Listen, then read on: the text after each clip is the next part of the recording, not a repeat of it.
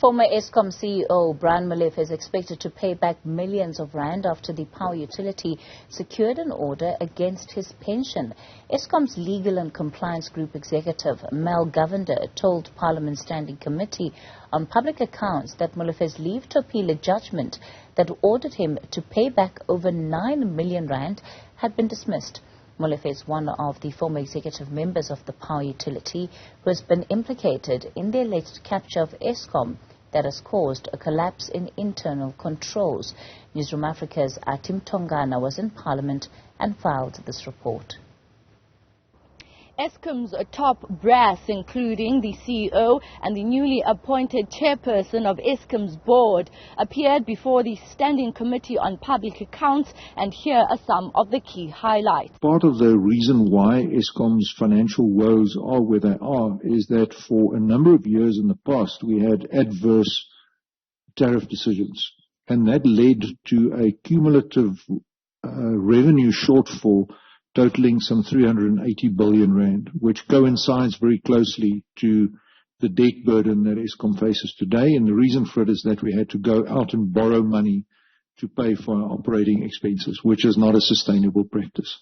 If we're to turn around and yield positive energy availability, we felt we needed a committee that goes into the belly of the organization, and that's why we've created this Business Operations Technical Committee.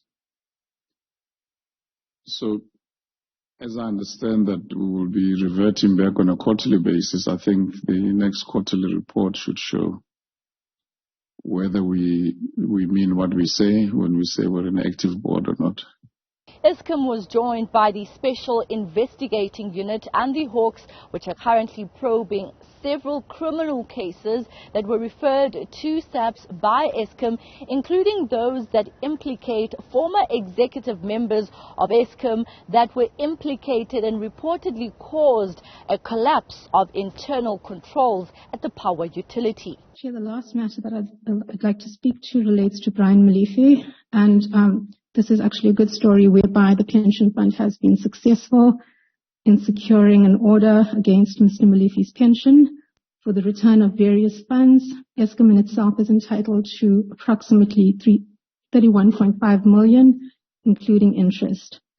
Subsequent to the order, Mr. Molefe has applied for leave to appeal, and Chair, this is not reflected in the presentation as it's news hot off the press. This application for leave to appeal has been dismissed, which means that Eskom can now enforce the order. So this is a deliberate scheme used by the officials in terms of fleecing the Eskom. These links can only be identified from a review of bank accounts, which we did, email communications, extensive email search and communications, cell phone records that were analyzed, and other methods, investigative methods that we have used. What further complicates the identification of conflicts is that Eskom vendors often pay kickbacks to officials indirectly. SCOPA is expected to undertake another oversight visit at one of Eskom's facilities by the end of November. For Newzroom Afrika on Channel 405, I'm Athi Mtongana in Parliament.